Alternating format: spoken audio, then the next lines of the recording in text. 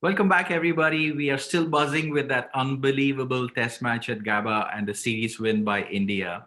The cricket season is definitely shaping up into a heated season. Uh, Bangladesh and West Indies, Sri Lanka versus England, Big Bash League coming to a business end, and an upcoming Pakistan versus South Africa and India England series coming up. So there's a lot going on in the cricketing circuit. To keep this energy going today, we are going to jump into a series of IPL discussions. And of course, part of our concussion sub series, we have a wannabe sports analyst, engineering undergrad, a die-hard cricket fan who loves his Punjabi music, Gurkirat Singh Gill. Welcome to the show, Gurkirat. Thank you, Suman. Thank you. Very good to be here. And like you said, still not being able to believe that Gabba happened. As someone who's witnessed Adelaide 2014, Edgbaston 2018, Cape Town 2018, Gaul 2015, Auckland 2015, the first test against New Zealand where we were on road to chase 400. This sort of feels a little surreal and sort of unbelievable. So yeah, still buzzing with it. Another thing which I want to add, and I've spoken about it before as well. I am from that generation of Indian cricket fans that was not able to watch Kolkata 2001 or NatWest Trophy 2002. So this test match feels sort of a amalgamation of both the formats and the situations that were there in those two test matches in those two situations.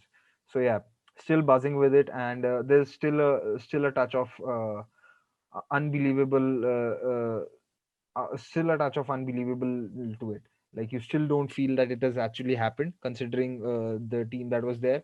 In fact, I was thinking about it, that it would have been a difficult feat to pull off, even if India's first 11 was there, because we've not been able to chase even more than 200 in the fourth innings.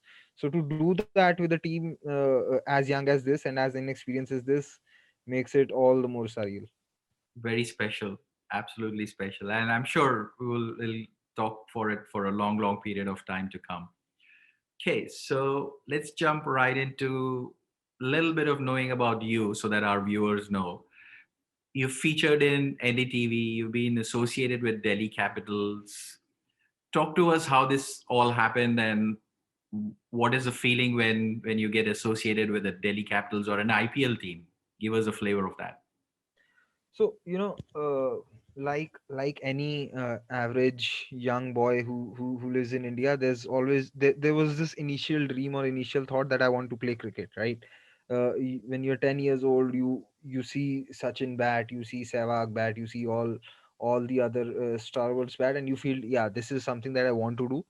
And it's more, I think it should do both with somebody loving the sport as well as the adulation that comes along with it. Mm. So that was the beginning of it. But as you grow up, you realize that it's not so easy. There are other things that you have to look after. In many cases, it is studies. So when studies came in the way, I had to stop sort of playing, and I went to the another typical average Indian path. That is, you prepare for your IIT exams, and you try and get into another some engineering college. I got into NSIT, which is the only engineering college in University of Delhi. So I did my engineering there. But I always had this, what you call as a kida, that I wanted to do something in the field of sport. So it was my it was my second semester or end of first year, and I started a sports website. I started writing blogs, and through that process, I was also able to learn more about other sports. I got to know more about hockey. I got to know more about football. Tennis I used to follow. Hockey also, as you may know. So hockey has a few centers in the country.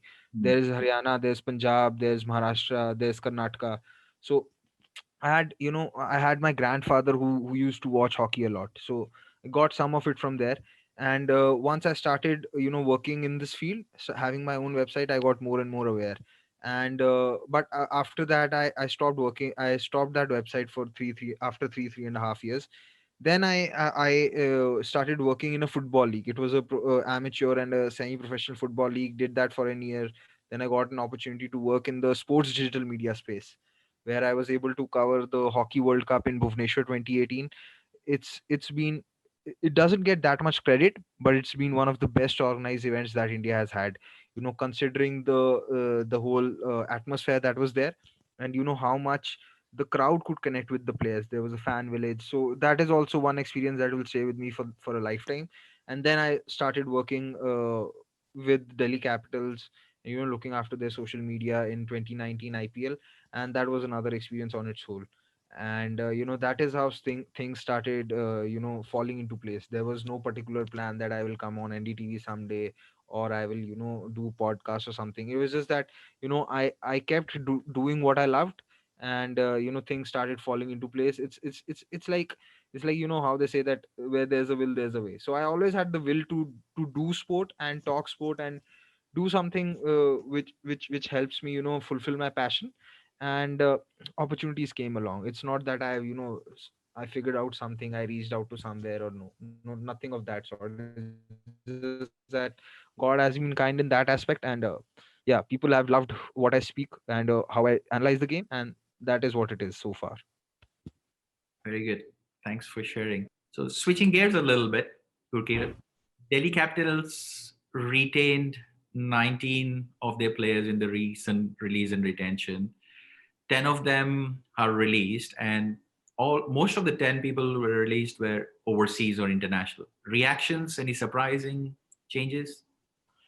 In terms of overseas players, one surprise, that is Sandeep Lamichane. He did not get a game last season because Delhi had sort of gotten into the setup which MI has, that you play two overseas pacers, one middle order batsman, and one all rounder. So it was difficult for Lamichane to get space into get playing time. So I think it might have been that reason. But Sandeep Lamichane is a very good quality spinner. Also, he's the kind of spinner that you don't get in India. India doesn't have a lot of quick wrist spinners. Even if you see Yuzvendra Chahal, he's not somebody who's quicker through the air. He beats batsmen in terms of the lines he bowls and the trajectory and his guile. So it would, if Delhi, we don't know where the IPL is gonna happen, but if say DC play their 7 games at Kotla, then Lami Chane could have definitely be a handful, as he showed in the 2018 and the 2019 season. Apart from that, releasing Chemo Paul, releasing Daniel Hams and Alex Carey was not a surprise, because Alex Carey was again a top order batsman, and Delhi have too many top order batsmen, so he would have been released anyway.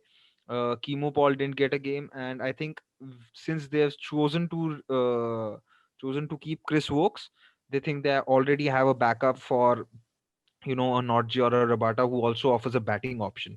So in that respect, they chose to let Chemo Paul go. But if you ask me, I would have let Chris Wokes go as well, because I don't think Chris Wokes offers a lot with the ball, especially in the IPL. His numbers are not good unless there is assistance on the surface for the first few overs. I don't see him. And also for that role, you have a Nishant Sharma who also doesn't bowl at the death. So I don't. I'm not sure. Maybe he's a backup for Marcus Stoinis at some place. So maybe that is there. But yeah, Daniel Sams, he played 3 games for Delhi, didn't take a wicket. So it was that release was on the cards. Amongst the Indian players, Tushar Deshpande has been released. I would have actually liked for them to retain him, because he has the pace. He doesn't have the temperament and is slightly erratic, but you will find that with most pacers who bowl upwards of 140. We have seen even somebody like Mitchell Stark struggle for control, even in his own home conditions. So Tushar Pandey, who's relatively 20, 21 year old, is likely to struggle. But the good thing is they have kept Avesh Khan. So good that they've not released both.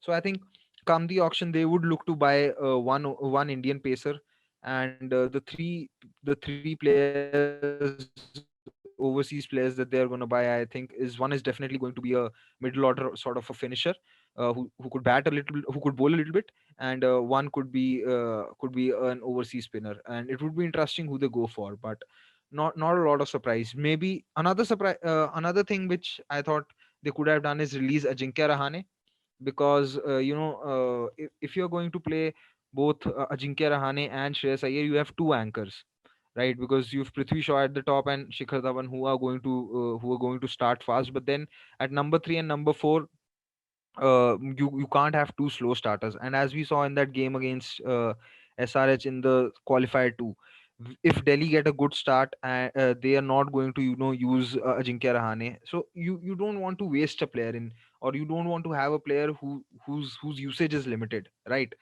So I actually think they could have released him, but maybe they have something else planned, or maybe they think that they're not too confident with how Prithvi Shaw will go, and they don't want to release him because they want to give him time to improve. So that could be the reason. But I don't see both Shaw and Rahane starting for sure.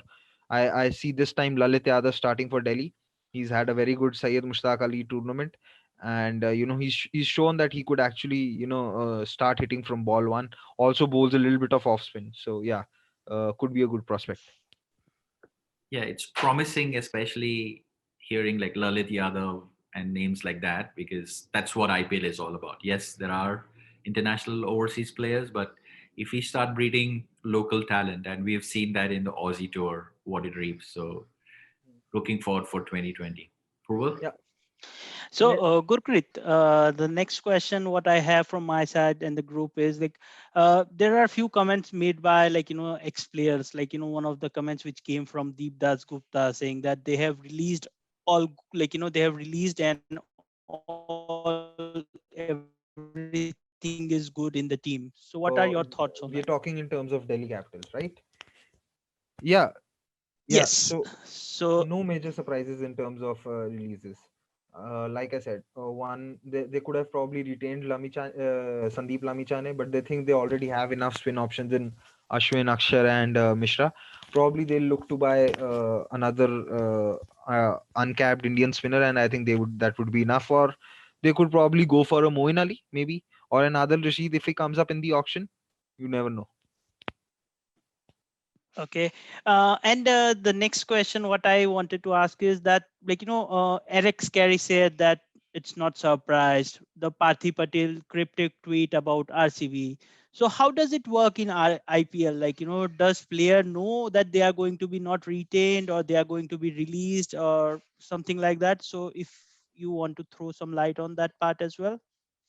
See, I've myself never been involved in the communication between players and the franchisee, but I think as it is in any organization, even when somebody is let go, there's a conversation as to what might not have worked or why somebody is being let go.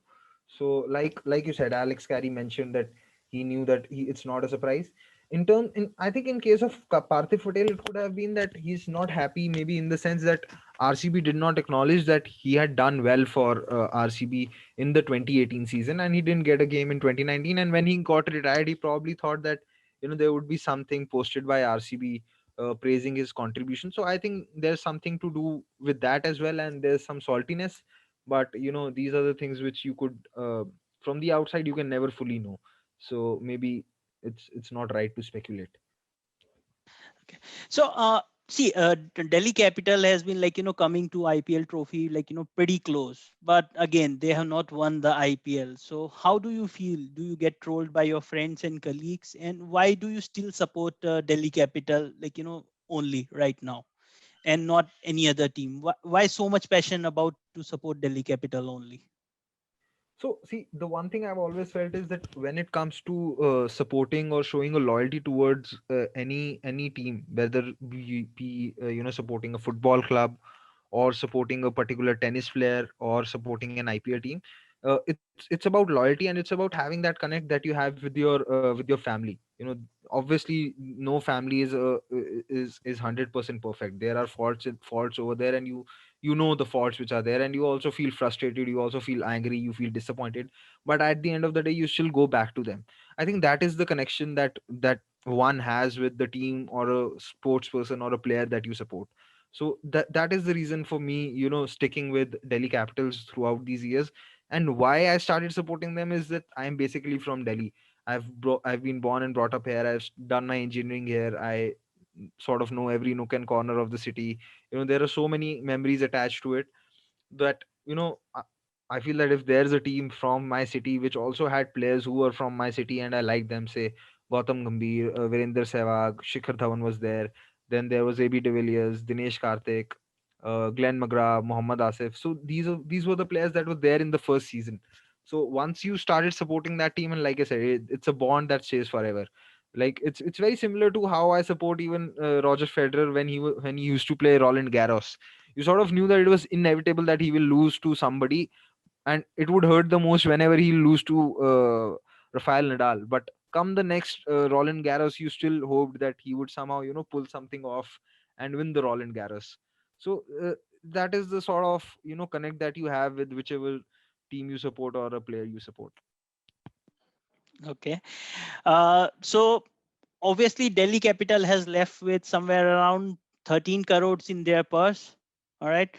Any specific player in your mind who want, you whom you want to be part of your, Delhi Capital team? So there's one player from Afghanistan. I'm not sure if he's going to sign up for the auctions or not, but there's this Najibullah Zadran from Afghanistan. He bats number 6, number 7 for them, bowls a little bit of spin as well, and is a left-handed batsman. He's somebody who really demolishes spin. And if you see where Delhi, if there are all the 8 venues, if you see the Kotla track, it's a little sluggish. It gets slower as the game goes on. So on that kind of a track you need somebody who can counter spin. Also, there are a lot, if you see the Delhi batting lineup, when Rishabh Pant and Hetmeyer were not available, there were only right-handers in that batting lineup, which created an issue. So him being a left-handed gives an added dimension, and he has that skill set where he can take apart spinners. Also, because he's an Afghanistan player, he has played somebody like Rashid Khan, who most people struggle against, more than what others do. So I feel he could be a handful on that Delhi pitch. Could also bowl a couple of overs, which would help the side, and he could be that number 6, number 7, which Delhi probably need, and could really do well on a sluggish Kotla pitch. He could actually come do well uh, on a Chepauk track as well. And when sort of Delhi move to a fastest pitch, say they play in Wankhede, Chinnaswamy or Eden, then they go back to Marcus Stoinis for the number 6 role or the number 7 role. Yep. Uh, One more thing. So, as you said earlier, you've been involved in multiple sports, football, hockey. Somewhere, do you think that these sports have been, overshadowed by cricket? And what are the things, if it's possible, we all should do to get these sports above cricket or at least at par with cricket? What are the things in your mind? See, uh, I can't say this for the West, but I felt that in subcontinent, from whatever I have heard about, players talk about, say, a Kapil Dev or an Imran Khan or an Arjuna Ranutanga, is that for every sport to grow, there has to be icons. Cricket grew in India when there were icons like Kapil Dev, Sunil Gavaskar, Mohinder Amarnath. So people saw these people. So people saw these icons which used to play this sport and started picking up that sport, which was the story in India before '83, because there was Dhyan Chand, there were so many other players, Balbir Singh Senior, who had brought laurels to the country. So people used to pick up that sport. So I think for any sport to pick up in the subcontinent, there have to be icons. You see a lot of people have now started playing badminton after PV Sindhu won the silver in the Olympics, right? Before that, there was Sania Nehwal who won a bronze. Same for wrestling. So as long as there are icons that are coming out of a sport, there would be people taking up the sport. But the thing is, there has to be some work put in by the authorities as well, where the sport is marketed well. So I think this is BCCI, being a private organization, did something different, was that they were able to market the sport well. They were able to market cricket as something, where players were the face of it, and you didn't see any administrator coming forward, and being the face of BCCI or face of cricket. So that is very important, which has not been the case, I feel, in other organizations. Because, say, it's not that hockey does not have potential. Hockey has a lot of players, say somebody like a Sardar Singh, somebody like a Sandeep Singh. Before that, there was Dhanraj Pillai. There have been so many players in hockey who can be real icons, but The thing is, how many people do actually know them, right? And this is where the authorities have lagged because they've not marketed the sport well. Same for football. I mean, you can you know there's Baichung Bhutia, you know there's Sunil Chetri, there's Gurpreet Singh Sandhu. These are the three players that are most commonly known, but what about others, right? But the ISL has still helped in sort of reaching out to the audiences. I don't watch ISL a lot, but those who watch it actually follow it. So these kind of leagues always help. You see how kabaddi has grown, once the pro kabaddi league came. So kabaddi as a sport was nowhere, but in the last 5 years people know how it is played. People enjoy it because it's a quick sport. It's entertaining. People, the sports person who are playing the sport have also have improved their lives courtesy because of the money that they earn. So it's a combination of a lot of factors. But I think like I said, there's a need for icons to be there. People will enjoy sports when they are marketed well. Because when I was there in Bhubaneswar during the 2018 men's hockey world cup, it was a packed house. It was a packed house. So, and there were some very good games. So it all comes down to, I think, marketing in some way or the other. Because in a country like India where there are 1.3 billion people, talent is always going to be there. Of course. Thank you. So, Gurkirat, we'll start with our quiz. Okay. So, the first question what I have to you is, who was the first overseas player to captain Delhi Daredevil or Delhi Capital side? The first overseas player, uh, JP Dumini. No. Second try. One more shot. Okay. Mahila Jayawardene. No. It was James Hope. James Oaks, 2011. Yeah, right. Okay. He was the bowling So, coach. Yeah. yep. Second question. Who wrote the Delhi Daredevils or Delhi Capitals first theme song, Khelo Front Foot Pe? I have no idea. Just take I a have guess. no Very idea. famous singer. You are Kailash into Kher. Punjabi music. Yes, bingo. Correct. Kailash Kher. Uh, Yeah, yep, that's I correct. started calling the song, and then I thought that might be the voice, so he could have written it. So yeah. Yep, that's the correct answer. All right. Third question is, who hit most sixes in IPL 2020? Which player? Who hit more? A AB de Villiers. Nope. Just one more. I'll give you a hint. He is from Mumbai Indians. Kyron Pollard. Nope. Hardik Pandya. Nope. He's wicket keeper. Ishan Kishan. Quinton de Kock. Quinton de Kock. It was Ishan Kishan actually. All right, no worries. The second, then I have question is, in IPL 2020, which player had the best bowling figures? Which player had the best bowling figures? Somebody took a five in IPL 2020. Jasprit Bumrah. Nope. Give me a hint. He's from KKR. Lockie Ferguson. He took a fifer. No, Varun No. Chakravarti. Varun Chakravarti. Perfect. Varun Yep, Chakravarti. that's the answer. Varun Chakravarti. And the last question I have from my side is, in 2017, Delhi Capital had lowest IPL score. Yeah. Against which team and how much was the score? Score was somewhere in 70s. I'm trying to remember the team. I think it was Mumbai. Nearby, not the I, Mumbai. I I remember the game. It was in Kotla. Delhi had to chase some 200 odd against Mumbai. And Perfect. before that, there was this Gujarat Lions game where Samson and Rishabh Pant helped Delhi chase some 212 odd. So Mumbai also posted 200, but Delhi got all out for some 70 odd. I don't remember maybe 73. I'll take a guess, 73. Nope. You were near only. So it was against Mumbai and it was in Kotla, and the answer is 66 runs. Yeah, very bad loss.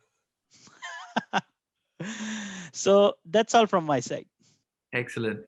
Listen, Gurkirat, on behalf of the entire Waadaplaya team, this was pleasure having you. Thanks for joining us on this week's episode. For everybody watching, thanks again for joining back. Make sure you subscribe to our YouTube channel so you never miss an episode. Remember, we appreciate a comment. Go tell a friend or a family member about the show so that they too can spread a word. Feel free to follow us on Twitter or use our hashtag Waadaplaya, the hashtag. Until then, see you later. Thank you very much. Thank you, Suman. Thank you, Pooval. It was pleasure being here.